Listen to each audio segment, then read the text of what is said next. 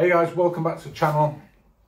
Well, I've just finished the West Highland Way in Scotland, 96 miles, 154 kilometers, whichever way you want to look at it. And I thought this would be a great time just to do a gear loadout. I've just arrived at my accommodation. However, we have had 5 nights on the trail while camping. We've done the whole route with our backpacks and carried all of our own gear. No luggage transfer, no hotels for 5 nights. So let me show you what I've actually used on this West Highland Way trip, and also what I would recommend not to take if you're contemplating doing the trip. So let's start off with my backpack. Backpack I'm using is the Atom Mo 50, and it is the best backpack I've ever had. It's performed absolutely flawlessly during my last 5.5 days on the trail. No complaints whatsoever regarding this backpack. It's got a great suspension system, great hip belt. It's very comfortable. You can use it with the hip belt on, without the hip belt on. I sometimes alternate it just to have a little bit of comfort, to be honest. But anyway, that's the backpack I've used, the Atom Mo 50, and this is the custom made model. Head midget. Well, to be honest, I was a little bit skeptical about one of these. My nephew Michael got that for me, and I'm so glad he did. So definitely, if you're going to wild camp, you need a head midget. What else have we got? Sunglasses. Some days are sunny, so you want your sunglasses. Another vital thing on the trail is a little lightweight trail brolly. This is the NSS, which is just a cheap decathlon brolly, and it weighs something like 125 grams, something like that. It's 91 centimeters in diameter. And I'll be honest, this was just so handy when we are at the odd shower, just to stick it up over your head. It just stops your head getting wet and the top of your backpack getting wet. It's just really convenient for its size, which you can probably see is quite small there. The next key thing that you need on the West Highland Way trail is some sort of water filter. So I've used the Katadyn B3, which you can see there. This is the black tactical version. It's got a 1 litre bladder with it. And to be honest, I just used that. You probably see there's about half a litre, if that, in there. There are so many places along the trail to get water and filter it. You do not need to carry any more than about half a litre of water. I've just been using that, and it's got a little cap on it there. I've just been drinking it straight out of that bladder, or filling my teacup from that bladder. But there's absolutely no need whatsoever to carry all the weight of water that you see some people carrying. Some people are carrying like 2 litres of water in the backpack. You see them with bottles on each side. There are rivers and water sources literally every few 100 meters. You come to a river that's coming down from the top, or a water source, and that is just fantastic for filtering that water out. So that's the Katadyn B3 filter, which is, I would say, essential on this trip. What else have we got? A couple of waist belt pockets there. I've got on this side my Garmin InReach Mini 2. Haven't used it because my nephew Michael has been using this to log the miles. Just had this for really a bit of security, just in case we needed to send an SOS out for whatever reason. But there are lots of people on the trails, so hopefully it's something that you won't need, but I just brought it just for a little bit of safety. Dry meals. Well, I did take about 4 evening meals or lunches and 3 breakfasts. To be honest with you, I gave away one of my breakfasts, and I haven't used all of the evening meals. When it comes to food on the West Highland Way, you literally don't need to carry anything, honestly. you may need to take like a muesli bar or a Mars bar or something tiny to eat between stops. But there are so many places you can get food on the trail. There is absolutely no necessity to carry meal packets and an abundance of food. You may want a lunch as a worst case scenario, but as for carrying days and days worth of dehydrated meals or any other type of food that you might think of, there was just absolutely no need for it. There were so many shops, cafes, campsites, hotels that you can get meals from. It's just really not necessary. So really think about food. Do you want to carry it or do you not? My advice would be carry perhaps a little bar of chocolate or a muesli bar just to get you from A to B, or perhaps a lunch if you want to extend that trip. But as for lugging days and days worth of food, it's absolutely not necessary. What we got in my stuff cart here? My cap, which has come in actually quite handy on some days. I'll actually run through what's been handy and what I would not bring again as I go through my pack list here. So I'll just go into the top of the pack now, which is probably a little bit whiffy. So I've got my Cumulus puffer jacket, which is something like 325 grams. At this time of year, the puffer jacket I would say is a must. So that is something I would definitely bring again on the West Highland Way or another trip to Scotland. That's going to go on that side of the bed, along with these two things. Wash kit, cook kit. I've got my toothbrush, a little razor. The best thing to do is get some of these tiny little toothpaste tubes, empty them out and fill them full of things like your shampoo, your shower gel, so on and so forth, your sort of daily cosmetic kit, which I've still got that half full. That's got Head and Shoulders in it. I've got a little bit of 50 sunblock there. I've used that on a couple of days. A very small deodorant and a very small shower gel there. So again, I saw some people on the trail with big see-through bags like that, full of cosmetics. It all weighs, it all adds up. Trust me, you don't need it, because once you get out on the trail and you start perspiring a little bit and your clothes get a bit damp, there's really no point in keep spraying yourself up with deodorant. It's not going to do anything. So you want to have the smallest as possible personal hygiene kit you can get. And that's basically all I've got. I've got a little bit of ibuprofen gel in there for my knees when they start hurt. But that's it, all in that one little bag there. In this bag, well, this is a little bit of a debate. I've got my Tokes spoon, which I have used on a couple of their meals. A dry bag, Sea to Summit, with a few tea bags in the bottom. I'll be honest with you, I've used about 3 tea bags on this whole trip. I was expecting to stop and use a lot more. And in here I've got my cook kit, which is the Tokes 650 with Soto Windmaster. Gas-wise on this trail, I started off with 200ml gas canisters. I already binned one of them, and this one I think I've used it about 3 times.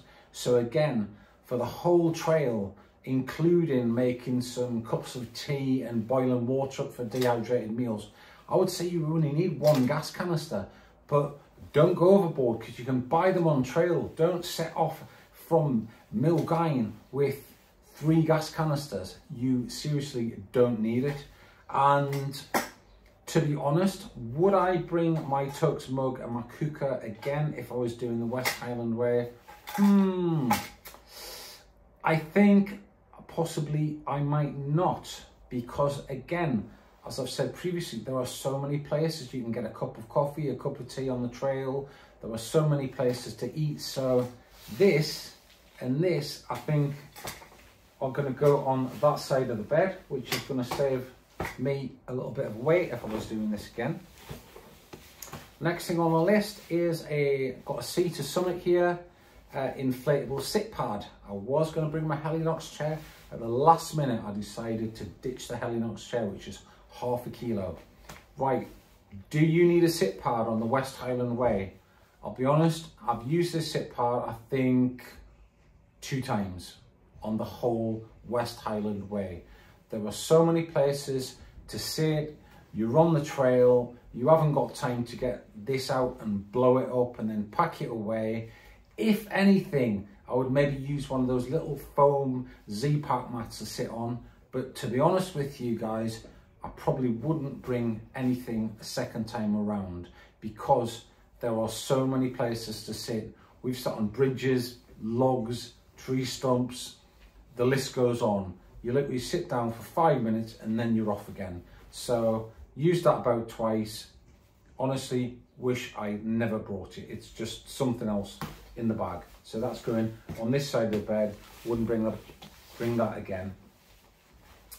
Next, we've got my diddy bag. And I'll tell you what's in the little diddy bag and what would come again and what would not come again. So I've got in this little green bag, I've got my Flextail gear pump for my Nemo tensor mat, which has also got a little light in it and it clips up in the tent. So that would be a must. I would definitely bring that pump again. Battery pack. This is, I think, something really to talk about here. I've brought a 20,000 milliamp battery pack with me, and I'll tell you what it's got in it. It's got 46% in it now. I don't think I've charged it for 3 days. The reality is there are so many places you can charge your phone, you can charge your battery pack. You don't really need to be lugging a 20,000 milliamp battery pack that weighs about 450, 500 grams.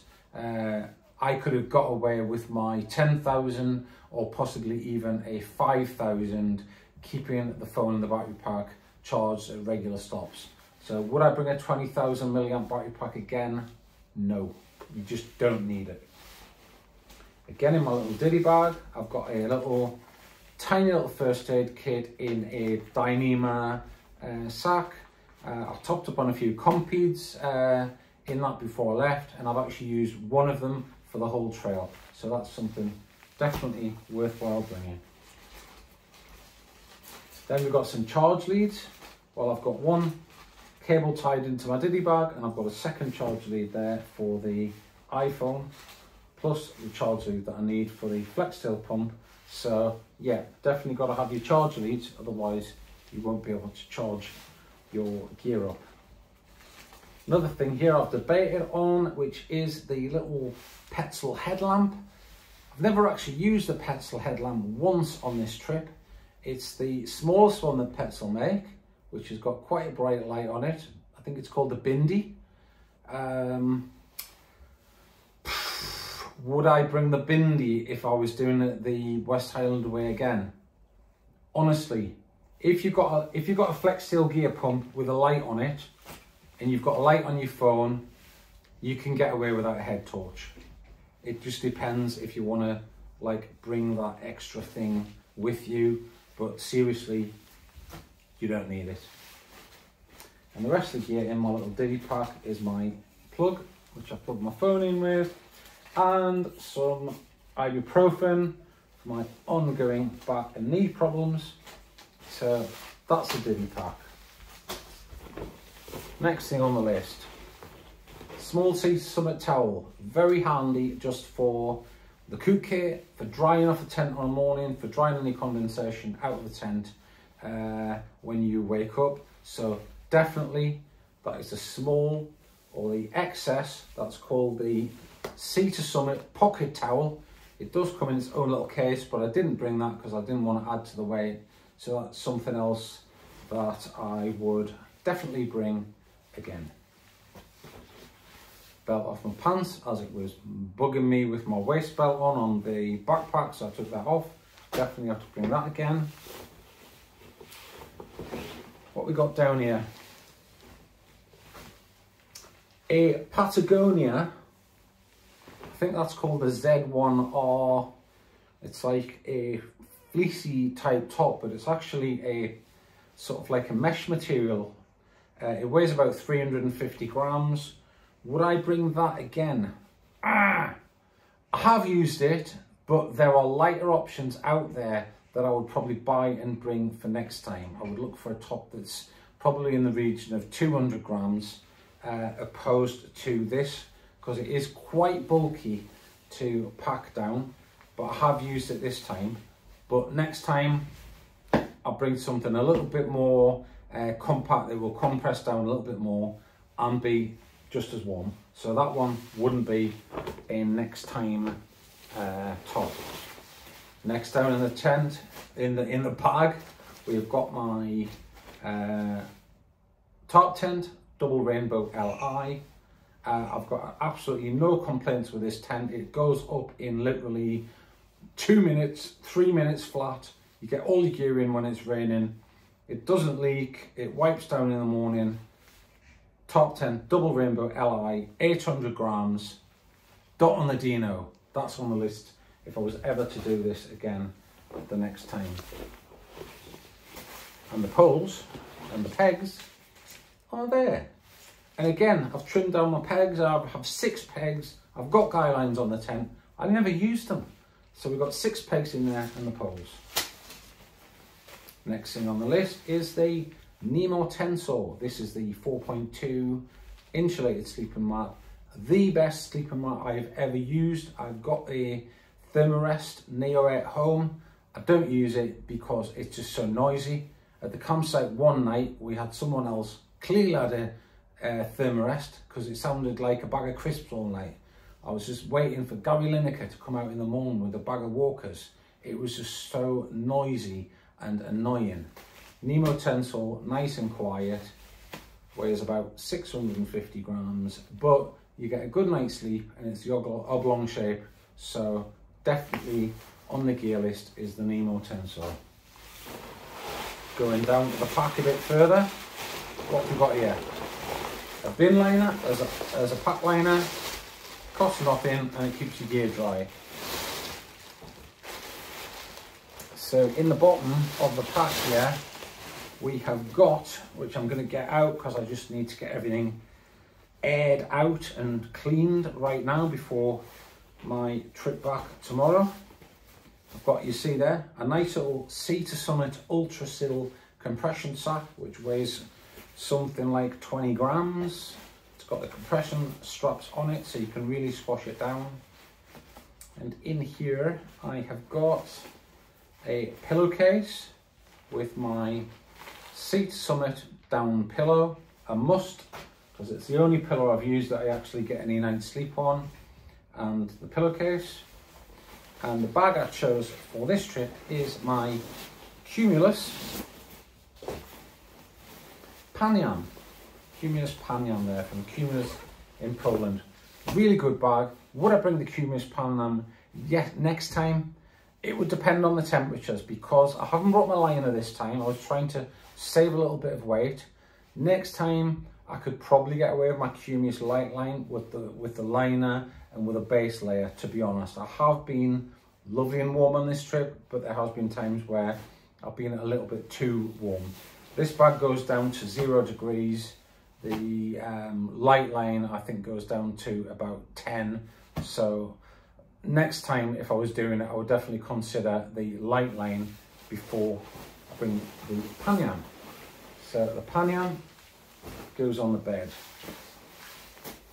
So the next thing we've got here is the clothes for the trip, what I've used for my 7 days away. So we've got here I've got the Montane Allez hoodie. The Montane Allez hoodie is a fantastic hoodie. It's lightweight, it's wicking for the sweat. It doesn't get too wet underneath your waterproof jacket. So the Montane Allez hoodie is definitely on the list for another through hike. Next we have got the Patagonia. This one's actually inside out from taking it off last night. These are called the Patagonia Capilene Air. Now there's 2 Capilene Air. There's a normal one and there is the Merino version. These are the Merino version. of the Patagonia Capilene Air. I bought 2 of these t-shirts and 1 long sleeve that I've been using to sleep in. And for me, these are the best merino tops you can buy. It's a mix, but the material, when it's wet, it dries out in literally no time. If you stop for lunch and you're a bit wet after walking, the material dries out in literally 20-30 minutes. It's bone dry. It also dries really quick in the wind if you decide to wash them. So my Capilene Airs will definitely be on the list for next time. Lightweight pair of 4-class gloves. Definitely, I've wore those a few times. There's been some chilly mornings. Then we've got my socks, which I've got 2 pairs of these. These are the Icebreaker Light, Hike Light, I think they're called. Really like those socks. They're an articulated sock with a left and right foot. Going down the park. Oh, my Montane Minimus trousers. Montane Minimus trousers. Honestly, it doesn't really matter what waterproof trousers you've got. Leave them at home, because by the time you put your waterproof trousers on and you start walking up the hill, it doesn't really matter what material they are. I've tried loads of them. You just end up drenched underneath them. We walked yesterday with just jackets on and our trekking pants on. The legs were fine, maybe a little bit damp, but waterproof trousers, for me, put them in the bin. It's just absolutely a waste of time bringing waterproof trousers. You might as well walk in shorts and have wet legs, or walk in your trekking pants and have wet legs, than put waterproof trousers on, because all you end up with is 3 pairs of wet garments to then deal with afterwards. So think about that. Underneath that, I've got a little very thin beanie that I used to wear at night in the sleeping bag. Got here a pair of Nike trail trekking shorts. Had them on once, I think. And then back to the bottom again. Sea to Summit large towel, which I've used a couple of times when I've been in the showers at the campsite. Definitely bring that again. And then at the bottom, my other Patagonia Capilene Merino Air, which that's a clean one. I'm so thankful to say, because what I've got on right now is, it's not in a very good place, to be honest. So that's the gear loadout, apart from what I've got on, which is the Trongo World pants. I've got my Hoka Sky Tours on, which have performed really well. I think I got 2 blisters on my toes on the first day, which I've competed up, but I've checked my feet every day and no problems with them. I've got on my top side here the Montane Minimus waterproof jacket. This is a Pertex jacket. The only problem with it is, once it starts getting a lot of rain on it, which we've had like yesterday, what, about 2 hours of just solid rain, it wets out. So for me, it's not that good. Why buy a waterproof jacket that wets out and you get wet underneath it? So I think, to be honest, the Montane Minimus jacket will be going in the bin or going for sale when I get home, and I will get something else. So guys, that's about it for the West Highland Way gear loadout. I had a base weight of 7.2 kilos without the food, without the gas, just to give you a little bit of an idea. If I was to take off the bits I've got on the bed here, I'd probably save about 750 grams on that, but the rest of it I will definitely take again. Guys, thanks for watching the gear loadout video. I'm probably going to follow this up with some tips and suggestions if you're going to do the West Highland Way, which you can keep an eye out for in the future. Cheers guys, bye.